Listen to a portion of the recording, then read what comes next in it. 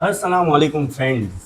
12ویں صدی میں سلجوق امپائر کے اندر ایک شہر تھا رے، جو اس کا کیپٹل تھا. یہ شہر کافی ماڈرن شہر تھا اس وقت کے حساب سے. ادھر بیچوں بیچ بازار تھا اور دور سے ایک خوبصورت گنبد نظر آتا تھا.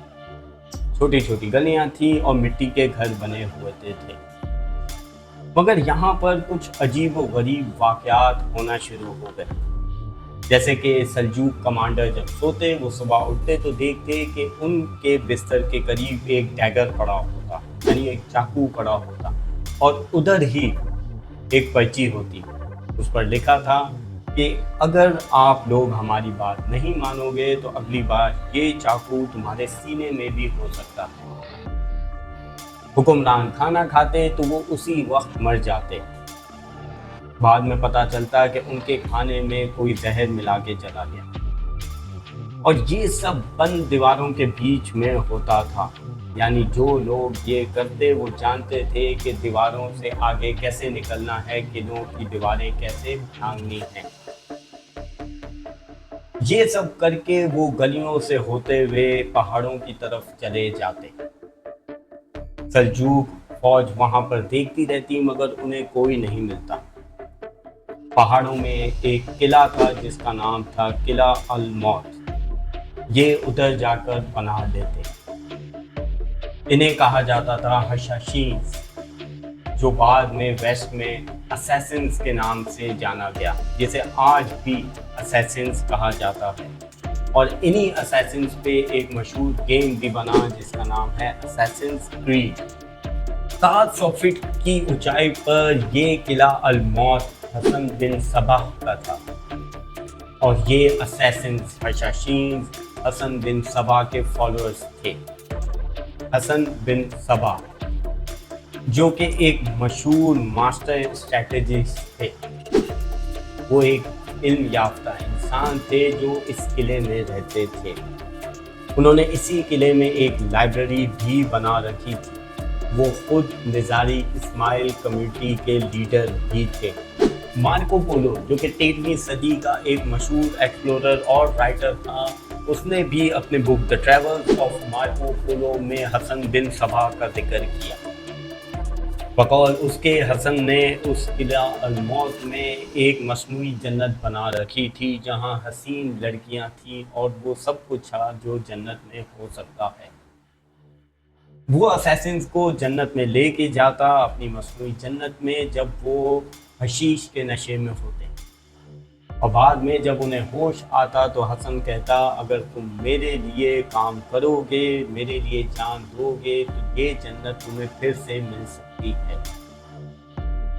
مگر مارکو پولو حسن بن صباح کی موت کے 100 سال بعد اس شہر میں پہنچا تھا.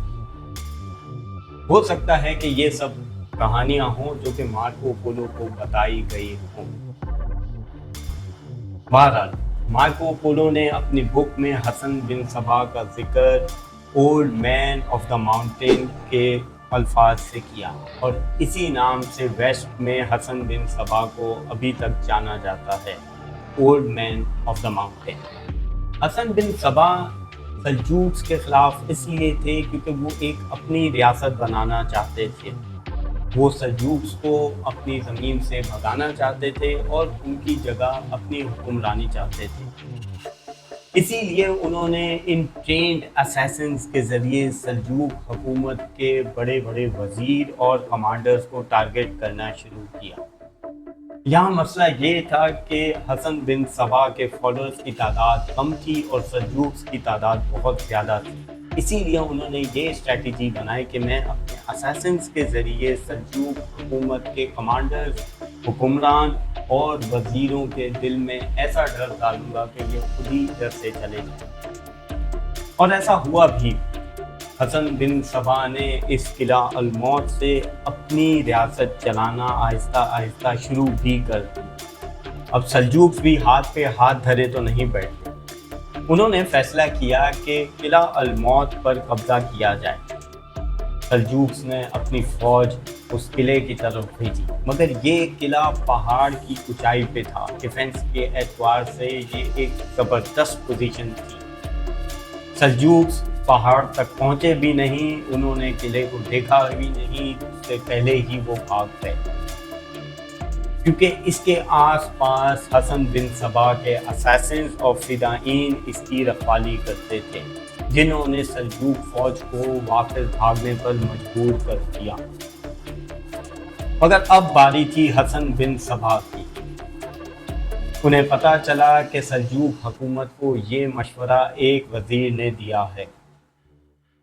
حسن بن صبا نے اپنا ایک فدائین بھیجا جس نے بیچ بازار میں سلجوق قافلے کے اندر گھس کر اس وزیر کو چھڑا کھوپا اور وہ ادھر ہی مر گیا۔ فدائین کو بھی سلجوقس نے پکڑ لیا۔ یہ تھا ایک خودکش حملہ۔ پھر وہ فدائین تو وہیں مارا گیا، مگر پورے شہر کو ایک پیغام مل گیا حسن بن صبا کا۔ اب یہاں مارکو پولو کا یہ کہنا کہ حسن بن صبا کے لوگ حشیش کا نشہ کرتے تھے، یہ کچھ سمجھ میں نہیں آتا، کیونکہ اس کی وجہ یہ ہے کہ یہ ہائیلی ٹرینڈ اساسن تھے، یہ سب کچھ نشے میں نہیں ہو سکتا تھا۔ اصل میں حشاشین کا لفظ حسن بن صبا کی تحریک کو بدنام کرنے کے لیے اس وقت ان کے لوگوں کے لیے استعمال کیا گیا تھا۔ 1124 میں حسن بن صبا بیماری کے باعث انتقال کر گئے، مگر انہوں نے اپنی زندگی میں ہی اپنا جانشین مقرر کر لیا تھا۔